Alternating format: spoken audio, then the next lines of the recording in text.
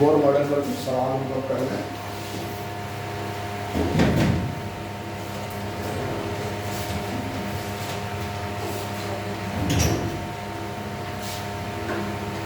एक क्वेश्चन है, यदि लाइमन श्रेणी की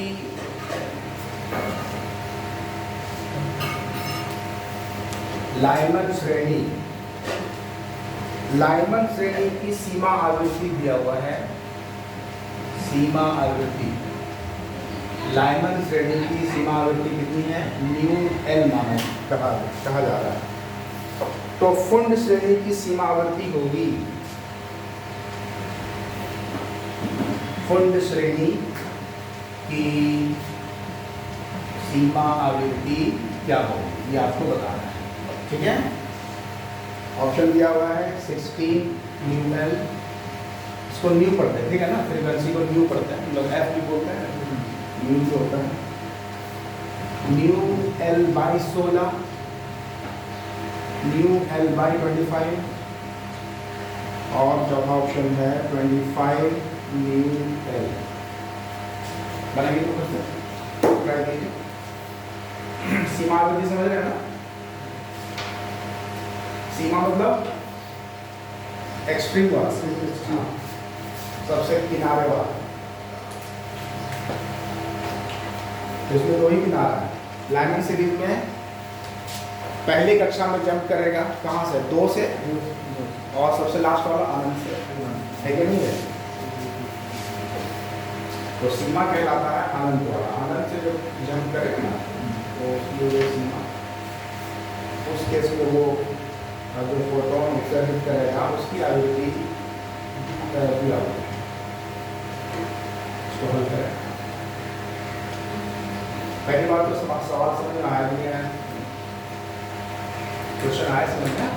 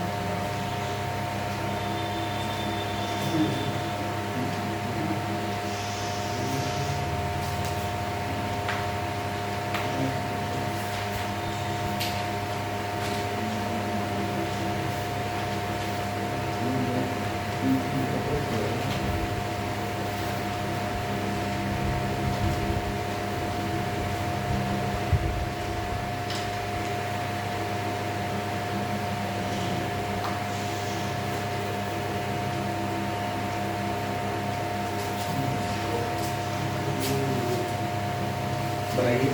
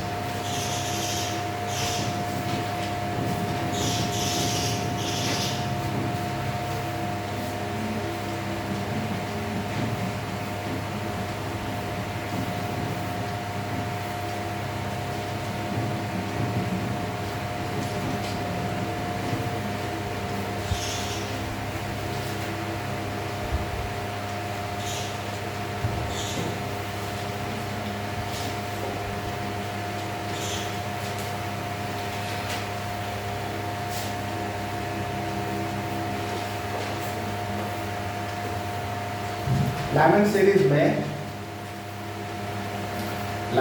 में क्या होता है ये आपको लाइमन वाले में आपको पता होना चाहिए कि n1 बराबर 1 होता है ना, लाइमन पहली कक्षा में जब करेगा। n2 बराबर क्या होता है, 2 से स्टार्ट होगा, 2 3 4 इस तरह से है ना, इन्फिनिटी। ठीक है, तो किनारे वाला कौन, इन्फिनिटी। ठीक है, आप पुट करें वैल्यू को, यहाँ पे एक्चुअली फ्रीक्वेंसी दिया हुआ है। ठीक है, तो फिर लैम्डा अगर आपको पता है तो फ्रीक्वेंसी निकल जाएगा, है कि नहीं है। तो लैम्डा का फॉर्मूला तो आपको याद है, 1 बाई लैम्डा इक्वल टू क्या होता है, R into Z square. Z square यहाँ जेड वर्ड की जो है बात नहीं की गई है, तो खैर जेड स्क्वायर अगर आप दे भी लेते हैं तब भी ठीक है, दे ही दिए। ठीक है, क्योंकि किस एटम के बारे में बात हो रही है इसकी यहाँ पे चर्चा नहीं है। ठीक है, वैसे भी जेड आपका कट गया है, तो आर इंटू जेड स्क्वायर, उसके बाद क्या हो गया 1 by square minus 1 by infinity करते हैं, किनारे वाला ना कह रहा है आपको। हाँ क्लियर है, कोई दिक्कत।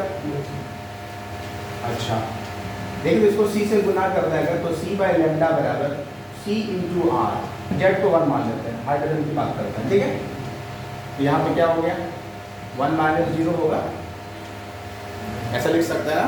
तो ये क्या चीज़ है, c बाई लैम्डा फ्रीक्वेंसी है कि नहीं, फ्रीक्वेंसी ये तो दिया हुआ है, न्यू एल दिया हुआ है नहीं है, तो c इंटू आर इक्वेशन में। क्लियर है, मैं ऐसे नहीं। लाइमन सीरीज में किनारे वाला सीमा आवृत्ति, किनारे वाला मतलब इन्फिनिटी जो जंप करता है फर्स्ट पे, जो किनारा करता है। ठीक है ना, एक्सट्रीम। तो 1 बाई लैम्डा का तो सूत्र पता है हमको, तो 1 बाई लैम्डा और c बाई लैम्डा फ्रीक्वेंसी नहीं होती है, फॉर्मूला आपको पता होना चाहिए, न्यू बराबर यही होता है ना, c बाई लैम्डा। तो दिक्कत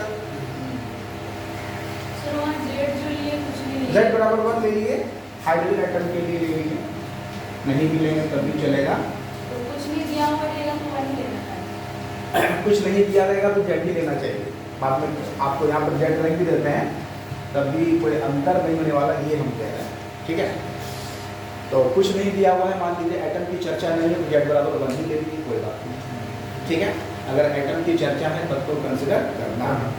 ओके, ये निकल गया हमारा क्या, न्यू एल का मान निकल गया। अब जरा आ गए फुल सीरीज के बारे में बात करें, तो फुल सीरीज में n1 बराबर कितना होता है, n1 बराबर कितना होता है, लाइमन बार्मर, उसके बाद क्या पास्चन ब्रैकेट फुल सीरीज पांचवा, तो n1 बराबर 5 और n2 बराबर 6 से स्टार्ट होगा। ठीक है ना, 6 7 जो गिरेगा तो इन्फिनिटी, तो इसका किनारे वाला तो फिर से formula 1 by lambda is equal to R, तो 1 बाई 5 का स्क्वायर माइनस 1 बाई इन्फिनिटी लिखते हैं, कोई दिक्कत वाली बात नहीं है। फिर c से गुना कर दो, c by lambda c into R 1/25 minus 0, सही जा रहा है। 1 बाई इन्फिनिटी क्या होता है, 0 होता है, तो ये निकल गया हमारा, ये c बाई लैम्डा क्या हो जाएगा, ये हो जाएगा इसकी फ्रीक्वेंसी, होगी कि नहीं होगी, c into R divided by 25, ऐसा होगा क्या, इक्वेशन 2। बस हो गया, एक और दो को कंपेयर कर लीजिए,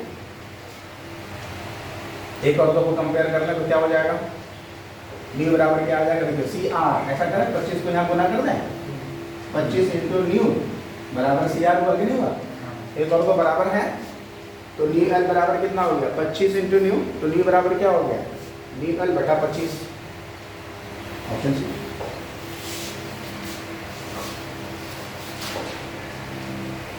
समझ में आया क्वेश्चन का पैटर्न, अच्छा सवाल था।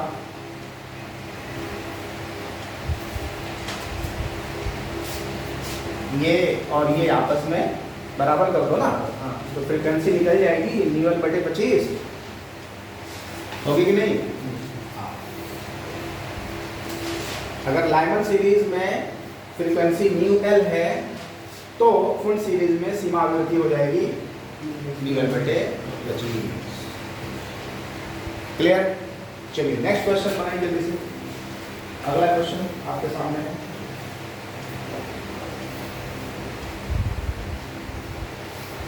सॉल्व करें।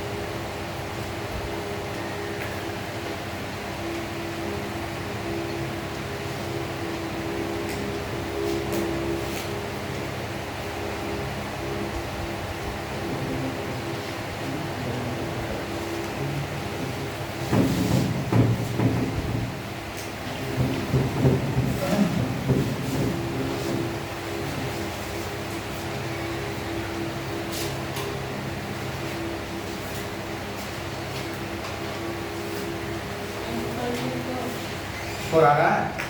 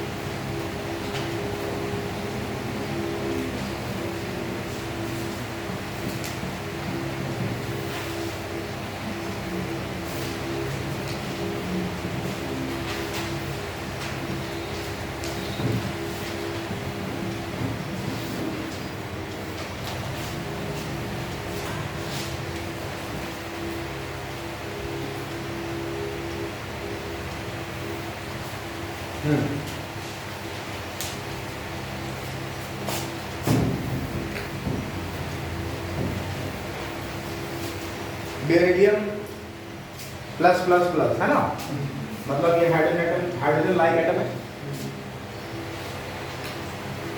3 इलेक्ट्रॉन निकाल लिया गया तो H एटम के जैसा हो गया ना। तो हाइड्रोजन की मूल अवस्था की त्रिज्या के बराबर इसकी कौन सी अवस्था में होगी? बेरिलियम की कौन सी अवस्था की त्रिज्या हाइड्रोजन की मूल अवस्था की त्रिज्या के बराबर है? पहली बात तो रेडियस का फॉर्मूला क्या होगा भाई? 0.53 इंटू n स्क्वायर का z होता है। ओके, फॉर्मूला सही है, चेक कर दीजिए। मूल अवस्था का मतलब क्या हो गया? ये भी 1 हाइड्रोजन है तो ये भी 1 हो गया और ये भी 1 हो गया, ठीक है ना। यानी कि ये हो गया मेरा 0.53 एंगस्ट्रॉम ना। ओके, अब अगर हम बात करें किसकी? बेरिलियम की, तो चलो r' मान लेते हैं। r' तो उसके लिए कितना हो जाएगा? 0.53 n को निकालना है वहां पर, डिवाइड बाय z का मान बताओ भाई 4, ठीक है। और ये r इसके बराबर हो जाएगा ना क्वेश्चन के हिसाब से। r और r' आपस में क्या है? बराबर। समझ में आ रही बात? यहाँ लिख दें 0.53 is equal to 0.53 into n square by 4। क्या क्लियर है? समझ में आ रहा है कि नहीं आ रहा है? होगा कि नहीं होगा? कट गया। n बराबर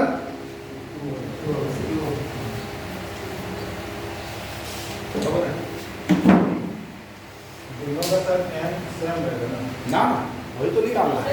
मूल अवस्था लिखा है इसलिए हाइड्रोजन का 1 होगा मूल अवस्था में, n बराबर होगा हाइड्रोजन का, ठीक है। क्वेश्चन तो स्पष्ट है।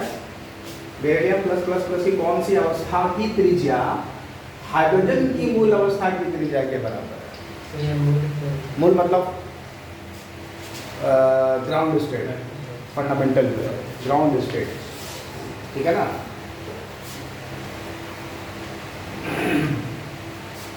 चलिए वो बन गया, इधर बनाइए, जल्दी जल्दी बनाते जाइए, प्रैक्टिस कीजिए।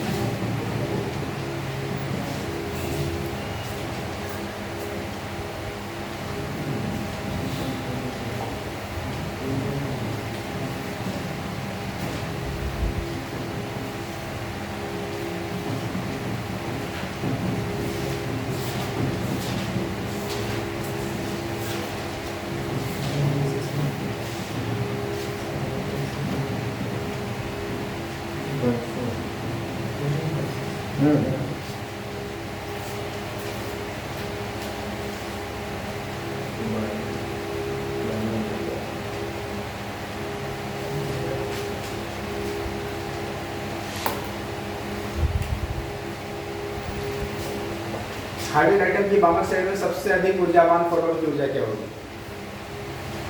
बामर सीरीज में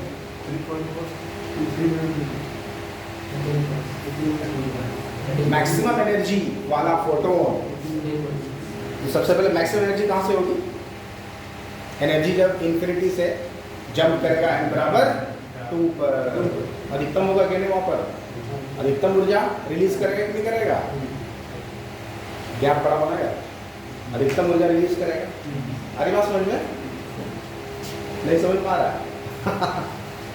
देखो बामर सीरीज में ध्यान से सुनो, ये है इस तरह से सीरीज हम बना सकते हैं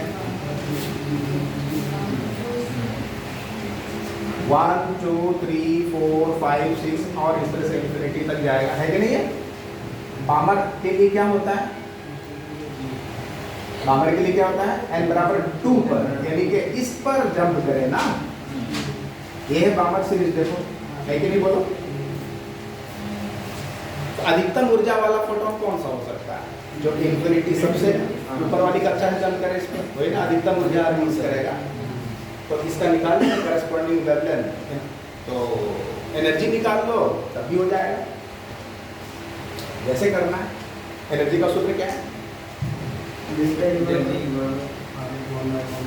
डेल्टा ई बराबर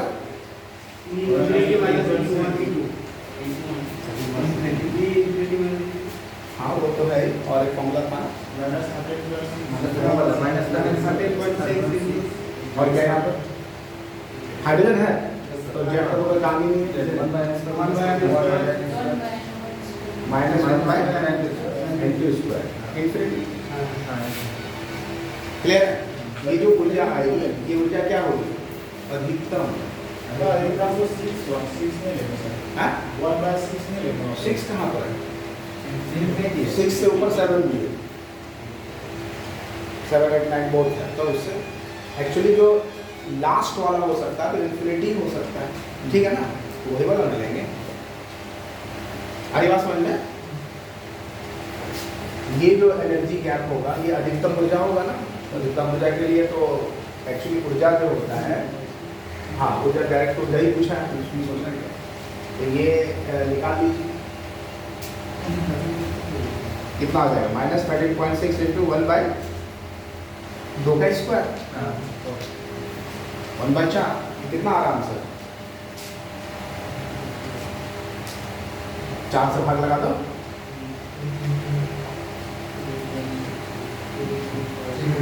होगा ना? 4 तिया 12, 4 तिया 16, ठीक तो है।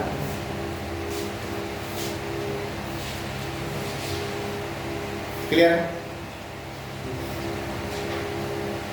क्या इसी तरह से और भी क्वेश्चन इसमें पूछा जा सकता है हमसे? बामर की जगह लाइमन पार्शियल फिर भी पूछ सकता है ना? अधिकतम जैसे पूछा है तो न्यूनतम ऊर्जा भी तो पूछ सकता है हमसे। न्यूनतम के लिए क्या हो जाएगा? अच्छा, इसी क्वेश्चन में न्यूनतम निकालिए, न्यूनतम निकालिए। क्या करेंगे? न्यूनतम क्या होगा?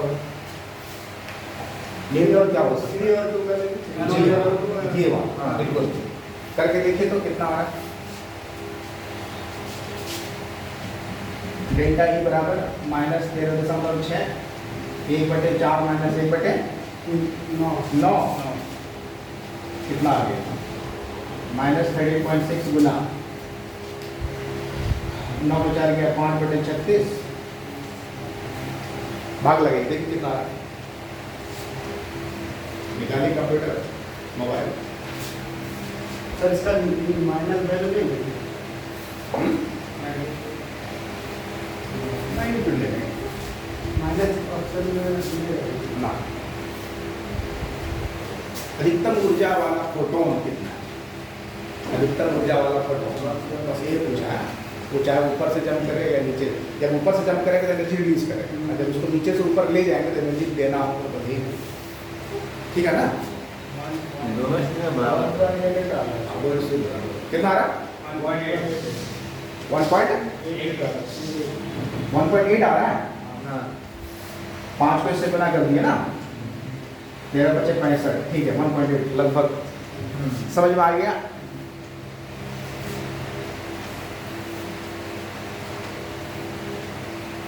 इसी सवाल को कई तरह से पूछ सकता है। न्यूनतम न्यूनतम ये अधिकतम कितना निकला? 3.4 और न्यूनतम 1.8।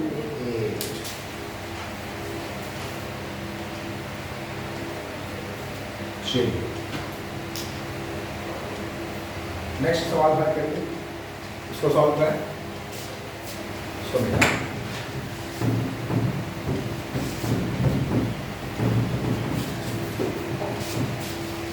हम वो क्वेश्चंस ले रहे हैं जो कॉम्पिटिशन में कई बार पूछा गया है, ठीक है? हाइड्रोजन परमाणु में नेक्स्ट क्वेश्चन हम ले रहे हैं, आप उधर सॉल्व करें।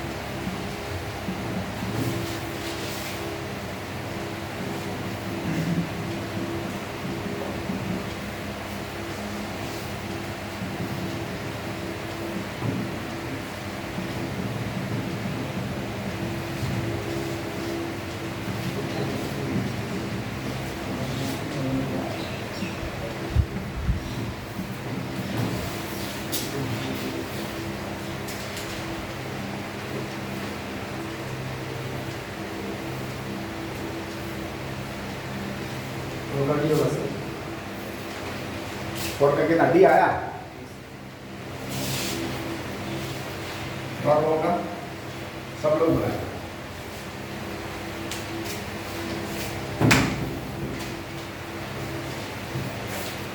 लाइवन सीरीज में अधिकतम और न्यूनतम तरंग दैर्घ्य का अनुपात, सिंपल सवाल है। डी आ गया, डी आ गया, छोड़ दें। गुड, चलो इसको छोड़ देते हैं आप लोग के भरोसे। Next question, question number 5।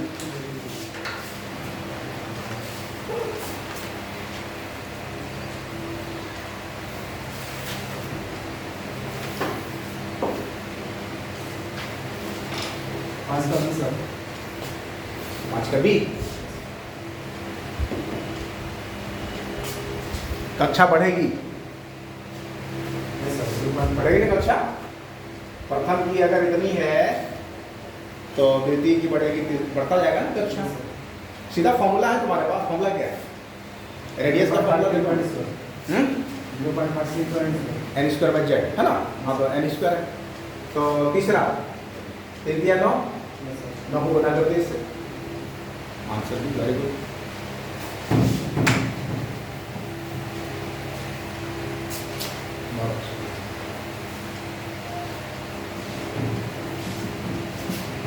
कह रहा है निम्न संक्रमणों में, संक्रमण मतलब ट्रांजिशन में सर्वाधिक आवृत्ति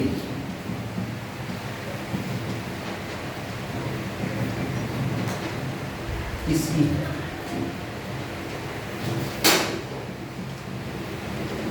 ऑप्शन 3 से 2, 4 से 3, 3 से 1, 4 से 2।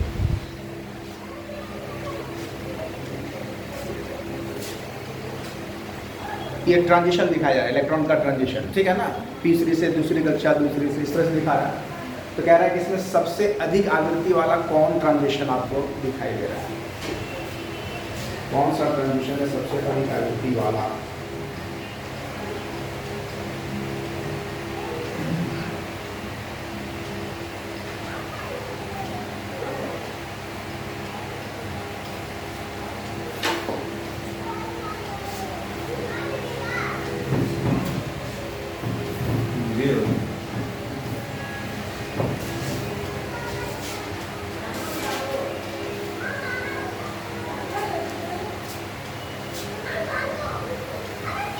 सोचिए सोचिए सोचिए,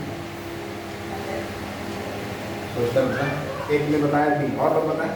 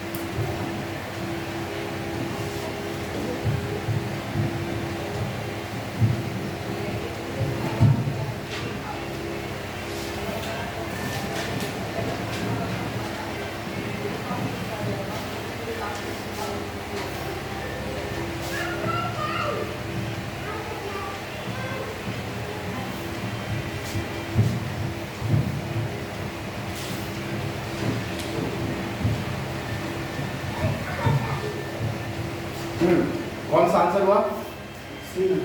सी नंबर, 3 से 1।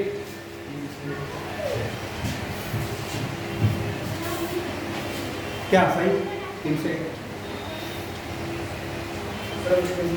सबसे ज्यादा एनर्जी जो है ना प्रथम कक्षा से लेकर के ऊपर तक रहता है, उसके बाद डायरेक्ट घटने लगता है एनर्जी। तो जहाँ पर 1 है तो रहेगा ही, और 3 से 1 हो रहा है तो ज़्यादा, बिल्कुल सही।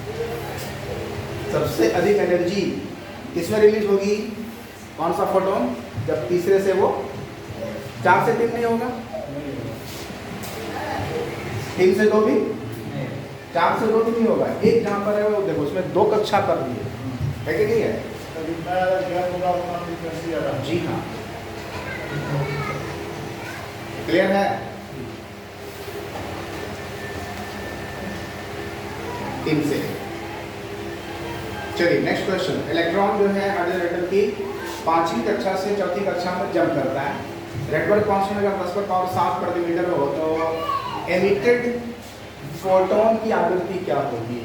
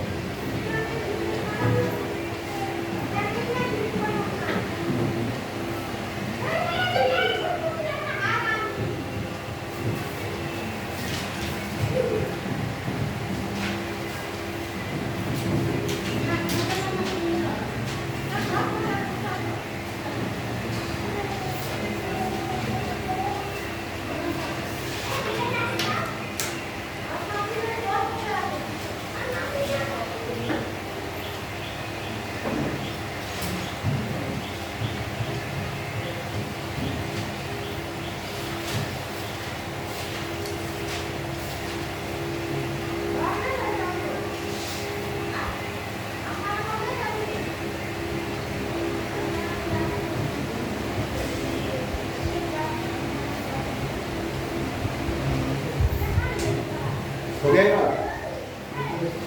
बनाओ।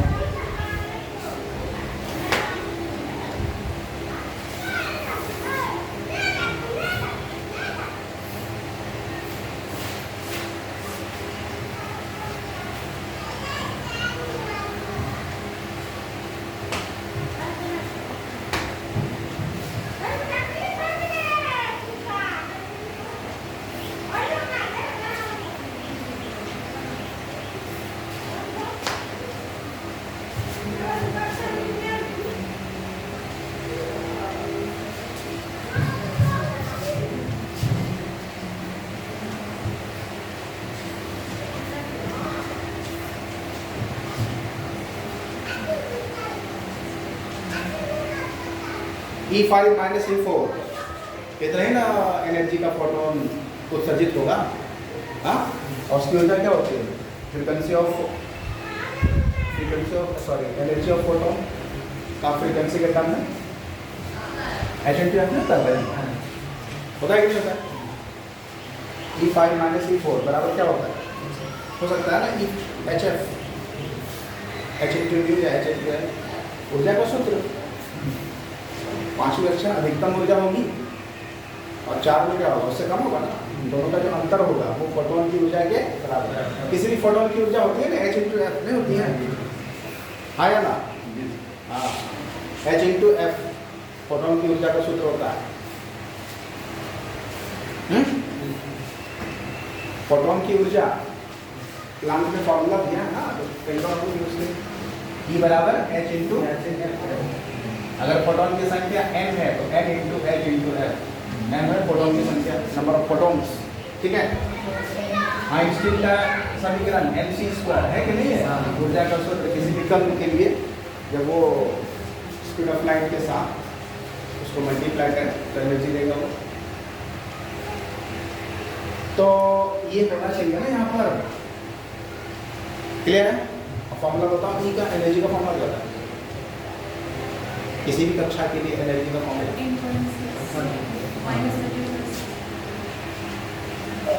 हाँ, माइनस 30.6 इंटू हाइड्रोजन बोला है टेम्परेचर हो गया जब तो 1 होगा तो 1/10²।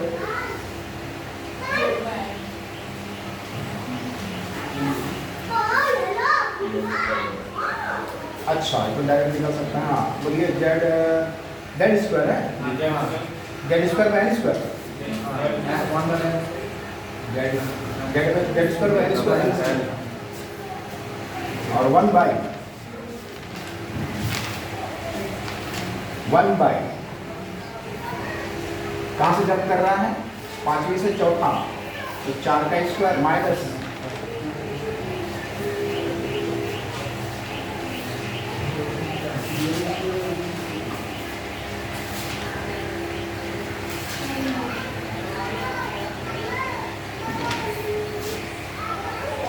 रेडबर्ग कांस्टेंट को कितना रखा? 10⁻⁷।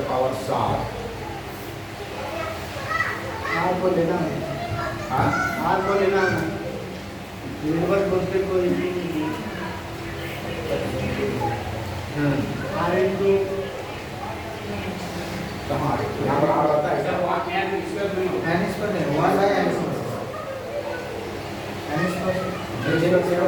एन स्क्वायर यहाँ आ ही गया ना, हाँ जेड स्क्वायर, ठीक है? हो सकता है इससे, लेकिन रेडबर्ग कांस्टेंट से तो नहीं आ रहा।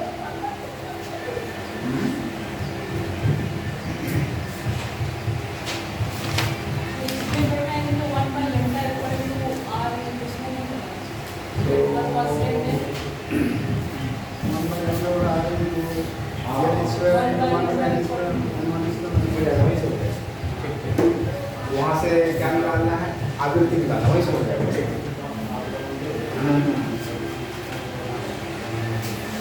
1/λ बराबर जेड स्क्वायर, तो हाइड्रोजन एटम हो गया, ठीक है? 1/4 का स्क्वायर माइनस 1/5, क्लियर है? ओके, अब इसको अगर हम गुना करते हैं, क्या पूछ रहा है हमसे? उत्सर्जन विकिरण की आवृत्ति पूछ रहा है, तो सी से मल्टीप्लाई कर दो, तो सी बाई लैम्डा हो गई आवृत्ति, ये तो निकालना हमको।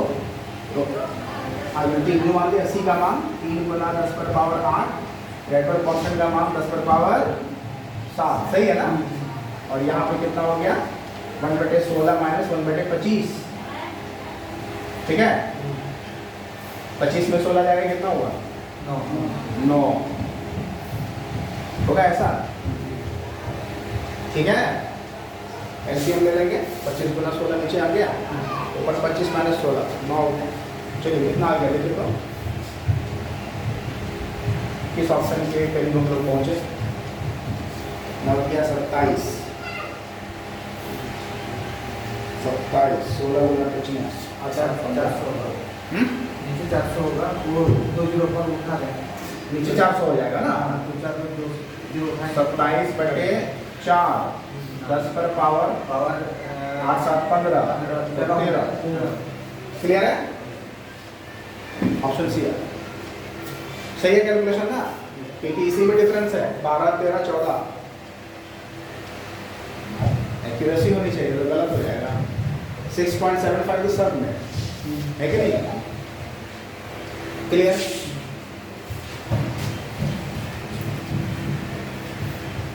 सोलह गुना 25 400 होता है, नीचे हो गया 100, 8 7 15 और 2 कट गया तो 13 बचा, 27/4 6.75 हो गया, बिल्कुल ठीक ठाक हम लोग जा रहे हैं। नेक्स्ट क्वेश्चन देखो, आप क्वेश्चन बड़ा क्या हो गया 6 होगा ना। फॉर्मूला है आपके पास, ट्रांजिशन का फॉर्मूला है, ये कौन सा है उत्सर्जन, उत्सर्जन है ना। हाँ, उत्सर्जन के लिए हाइड्रोजन एटम के निम्न 4 ऊर्जा स्तर को दिखाया गया है। तो फॉर्मूला क्या हमारे पास n×n-1/2, ठीक है ना। n×n-1/2 ये फॉर्मूला है। n का मान कितना 4, तो 4 गुना 3/2, 2 दूनी 4 6, सही है। नंबर ऑफ स्पेक्ट्रल लाइंस,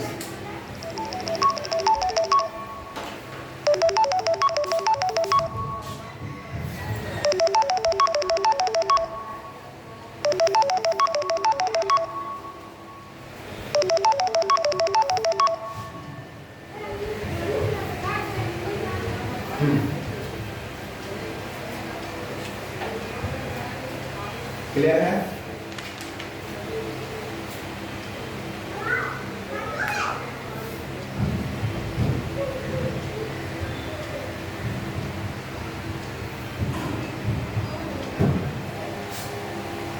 देखिए इसमें क्वेश्चन थोड़ा डीप में भी पूछा गया है, शायद आपको पता है।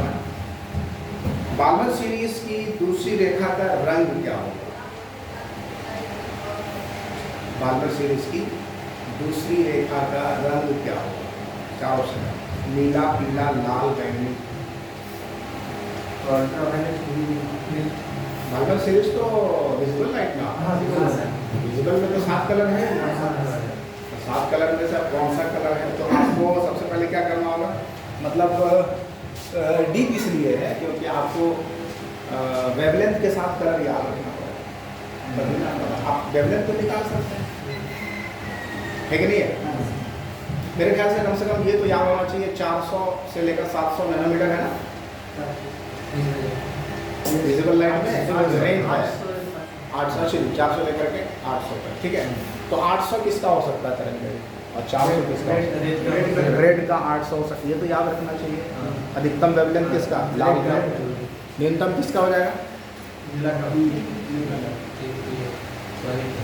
वायलेट का नहीं होगा, बीच में सब होगा, समझ में आया। तो इसमें कह रहा है दूसरी रेखा का, बाल्मर सीरीज की दूसरी रेखा का, ठीक है। तो कुल मिलाकर याद रखना होगा तभी तो कर पाएंगे। हाँ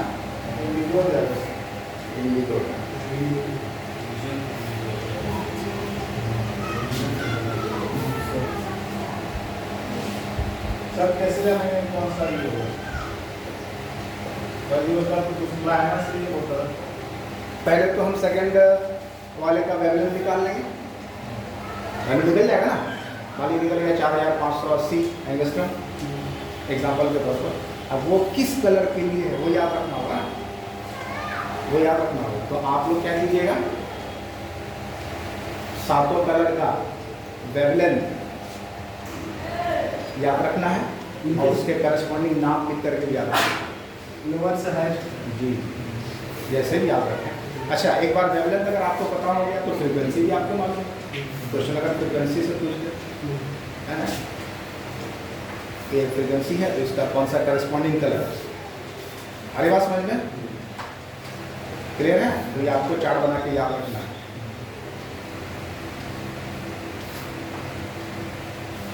एक क्वेश्चन और कर लेते हैं।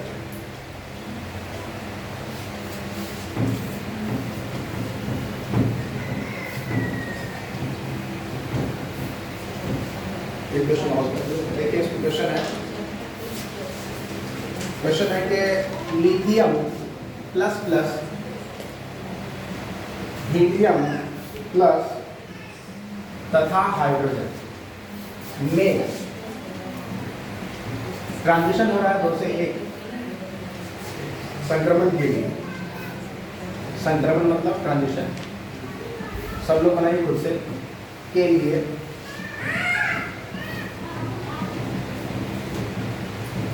तरंगदैर्घ्यों का अनुपात है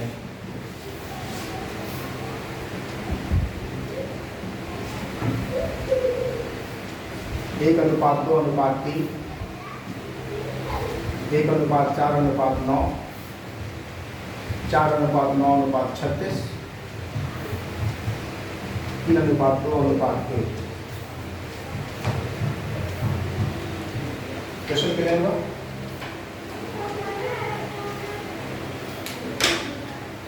lithium plus plus helium plus और हाइड्रोजन में ट्रांजिशन हो रहा है 2 से 1, इलेक्ट्रॉन जंप कर रहा है कहाँ से?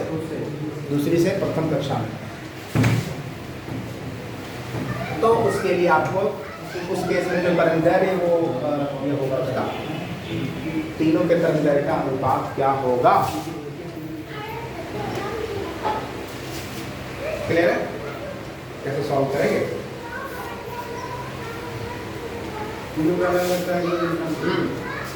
लगभग इसको लैम्डा 1 मान लें,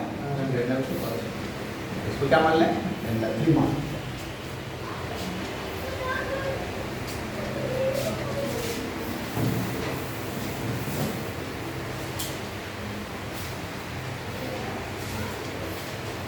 वन बाय लैम्डा फॉर्मूला क्या होता है? आर इंटू जेड स्क्वायर ना, Z square 1 by n1 square. तो खैर यहाँ तो फिक्स रहेगा सबके लिए, ये तो सबके लिए हो जाएगा। 1/2 का स्क्वायर होगा कि नहीं होगा? यानी 1 बाय लैम्डा बराबर आर इंटू जेड स्क्वायर। ये कितना हो गया? 3/4। तो लैम्डा बराबर हो गया 4/3r/z²। हुआ कि नहीं हुआ? सही है, कोई दिक्कत नहीं ना? ये लैम्डा 1 ठीक है ना, ये तो लैम्डा का फॉर्मूला आ गया ना। लैम्डा 1 बराबर ये z1 हो जाएगा। लैम्डा 2 बराबर 4/3 r वही रहा z2 का स्क्वायर। लैम्डा 3 बराबर 4/3 r/z3² है कि नहीं? तो कुल मिलाकर देखिए 3r और 4 तो कांस्टेंट है ना, तो lambda direct inversely proportional to क्या है? जेड स्क्वायर नहीं है? है कि नहीं है? है कि नहीं है? हाँ, तो क्या हो जाएगा बताइए? जेड मतलब 1,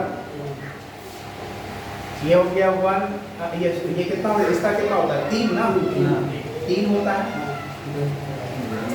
3 का स्क्वायर 9, हीलियम का 2, 4 और 1, ठीक है? क्या होगा सोचिए, सीधे आंसर दिखाई दे रहा है हमको 3 हो सकता है कि नहीं?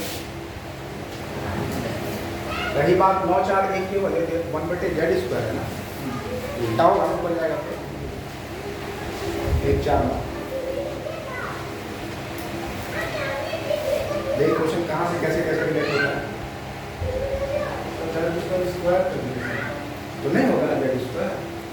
जेड क्या परमाणु संख्या, इसकी परमाणु संख्या 1 है, इसकी परमाणु संख्या 2 है, इसकी परमाणु संख्या 3। ऐसे करना होगा हमको।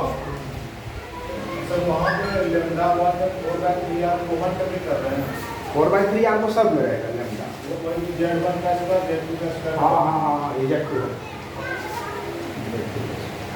क्लियर है? ये समझे मेरी बात? इसको लिख सकते हैं लैम्डा जेड स्क्वायर बराबर कांस्टेंट, लिख सकते हैं, लिख सकते हैं। सही है ये। इसका मतलब ये हुआ लैम्डा 1 Z1 स्क्वायर बराबर लैम्डा 2 Z2 स्क्वायर बराबर लैम्डा 3 Z3 स्क्वायर। ये इसका मतलब है। क्लियर है?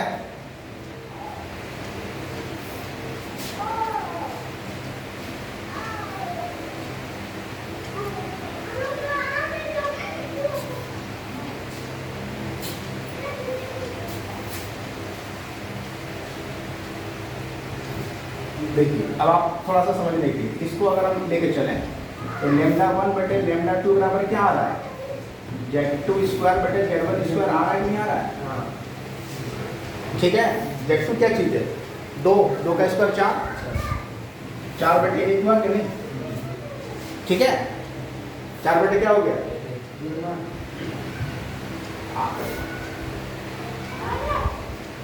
Z1 सर 9 सॉरी हाँ ये तो उल्टा हो गया। Z1 यहाँ पर ये है। Z2 कितना है? ये 4 है और ये कितना है? 9 ना। हाँ ठीक है।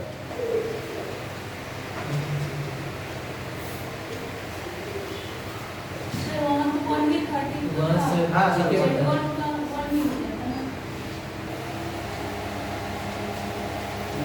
लैम्डा 1 Z1 3 है ना? नहीं है। ये Z1 मानेंगे इसको, Z2 इसको Z3 मानेंगे ना। ऐसे नहीं मानेंगे 1 2 3 ऐसे। हाइड्रोजन हीलियम इसके वैसे नहीं चलेगा। नहीं यहाँ क्वेश्चन के हिसाब से चलना है तो गड़बड़ हो जाएगा पूरा। ठीक है।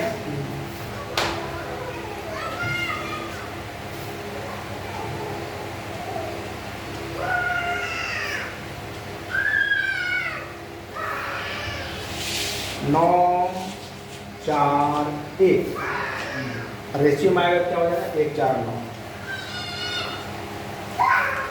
ठीक है। अब ऐसे भी डायरेक्ट जो है ऑप्शन में अगर 9 4 1 रहता तब हम लोग ध्यान देके जाते, या तो 1 4 9 का एक ही कॉम्बिनेशन मिल रहा है डायरेक्ट आंसर। ठीक है ना? छोड़ दे अब। इस तरह के क्वेश्चंस को करिए खुद से, और भी बहुत सारा सवाल है। जितना ज़्यादा क्वेश्चन करिएगा उतना ज़्यादा आपका चैप्टर क्लियर होगा। कल हम लोग पढ़ेंगे न्यू टॉपिक अनसर्टेनिटी प्रिंसिपल के बारे में। ठीक है, हेजनबर्ग अनसर्टेनिटी प्रिंसिपल।